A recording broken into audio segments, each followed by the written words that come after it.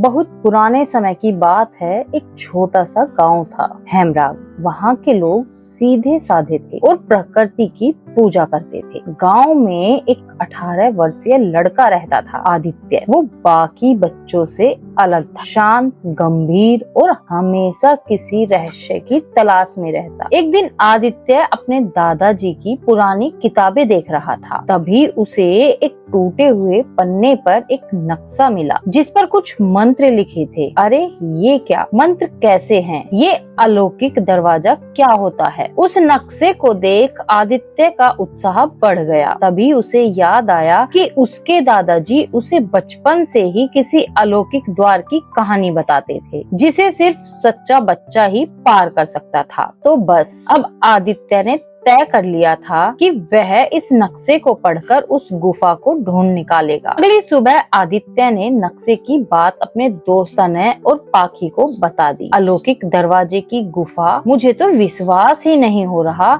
कि ऐसी भी कोई गुफा होती है। हाँ, मुझे भी नहीं, पर आदित्य बोल रहा है तो बात सच ही होगी ना। सच होगी नहीं, सच ही है, और मैं उस गुफा को ढूंढकर निकालूंगा। तो बोलो, इस मिशन में तुम दोनों मेरा साथ दोगे कि नहीं? हाँ, हम जरूर तुम्हारा साथ देंगे। आखिर गांव का रहस्यमयी गुफा ढूंढने के लिए बच्चे निकल पड़े। तीनों दूसरे दिन नक्शे के साथ जंगल की ओर निकल पड़े। जंगल घना था और रास्ता कठिन, पर तीनों साहसी थे। घंटों चलने के बाद उन्हें वो गुफा मिली जैसी नक्शे में थी। उसके मुंह पर एक शिलालेख था जो सत्य, साहस और करुणा से भरा हो। वही द्वार पार कर सकता है। अब क्या करें दोस्तों? क्या मतलब क्या करें? चलो अंदर चलते हैं। लेकिन इस पर जो लिखा है उस हिसाब से तो हम तीनों में यह गुण होने चाहिए, तभी हम इसे पार कर सकते हैं। देखो दोस्तों, हम तीनों एक साथ इस रहस्यमय गुफा को ढूंढते हुए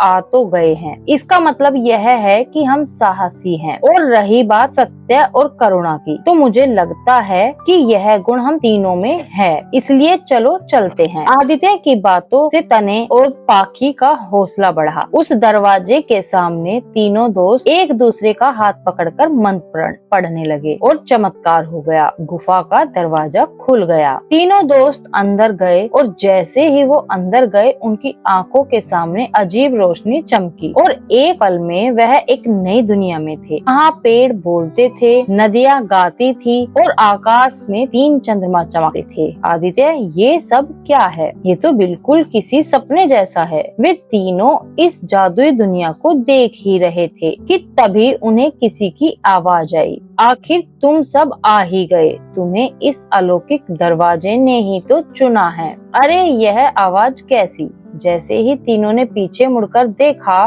तो एक जादुई पेड़ उनसे बात कर रहा था। डरने की जरूरत नहीं है, तुम सब यहाँ सुरक्षित हो। लेकिन आपने यह क्यों कहा कि हमें चुना गया है? क्योंकि इस दुनिया को काल रात्रि नाम का एक भयानक अंधकार निगल रहा है। यह दुनिया पक्षियों और अन्य जीवों के लिए बनाई गई थी, लेकिन काल रात्रि राक्षस ने इस पर कब्जा कर लिया है, जिसकी वजह से ये दुनिया दूषित हो रही है और धीरे धीरे नष्ट हो रही है। क्या सच में? हाँ, लेकिन आज इतने सालों बाद तुम तीनों ने इस दरवाजे को पार किया है।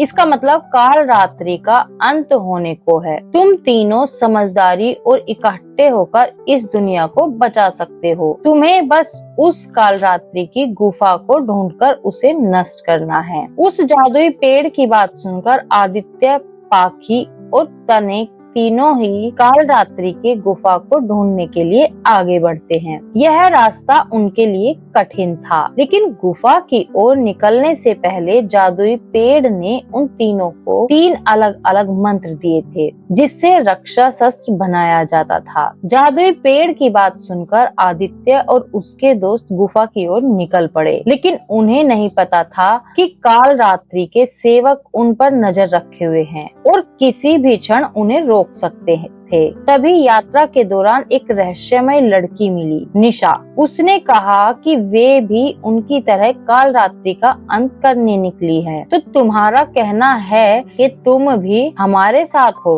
हाँ, लेकिन हम तुम्हें जानते नहीं हैं। फिर हम तुम पर भरोसा कैसे कर सकते हैं? आदित्य की बातों से निशा हड़बड़ा गई। आदित्य को क्या जवाब दिया जाए, उसे कुछ समझ नहीं आ रहा था। उसकी आंखों में आंसू भर गए, जिसे देखकर तन्ने को उस पर दया आ गई। सबको समझाकर अपनी टीम में उसे शामिल कर लिया। तुम सबका धन्यवाद, तुमने मुझे इस टीम में शामिल किया, मेरा काम और आसान कर दिया। अरे ऐसी कोई बात नहीं है, तुम अब हमारी भी दोस्त हो, है ना दोस्तों? तने की बात पर आदित्य और पाखी ने हामी तो भर ली थी, लेकिन ना जाने क्यों पाखी को निशा पर शक था। उसे बार बार लग रहा था कि कुछ तो गड़बड़ है। देखते ही देखते दिन बीतते गए और निशा तने के साथ कुछ ज्यादा ही घुलने मिलने लगी, मानो वो उसे अपने जाल में फंसाना चाहती हो। आदित्य, यह निशा तने के साथ कुछ ज्यादा ही घुल गई है ना? हाँ, हमें जरा बचकर रहना चाहिए। पाखी के साथ आदित्य को भी निशा पर शक होने लगा था, लेकिन जिसका डर था वही हुआ। निशा ने तने को अपने बस में कर लिया था। काल रात्रि के गुफा के पास पहुंचने के बाद जैसे ही उन्होंने मंत्र पढ़ना शुरू किया, तने कमजोर पड़ने लगा। उसे चक्कर आने लगे और वह बेहोश हो गया, जिसके कारण काल रात्रि की गुफा खत्म होने के बजाय खुल गई। आखिरकार मेरा काम पूरा हो ही गया, मैंने कर दिखाया। मैंने तुम्हें रोक दिया और काल रात्रि को मुक्त कर दिया। मतलब तुम हो कौन? काल रात्रि की सेविका हूँ, जो यहाँ तुम्हें रोकने आई थी। निशा की बात सुनकर सब दंग रह गए। उन्हें कुछ समझ नहीं आ रहा था कि क्या करें। अब अंधकार चारों ओर फैल चुका था। निशा वहाँ से भाग निकली थी। आदित्य, तनय और पाखी को विश्वासघात से ठेस पहुँची थी, पर उन्होंने हार नहीं मानी। दोस्तों, अब हम क्या करेंगे? काल रात्रि का अंधकार तो फैल चुका है। दोस्तों, घबराने की जरूरत नहीं है। चलो फिर से मंत्र पढ़ना शुरू करते हैं।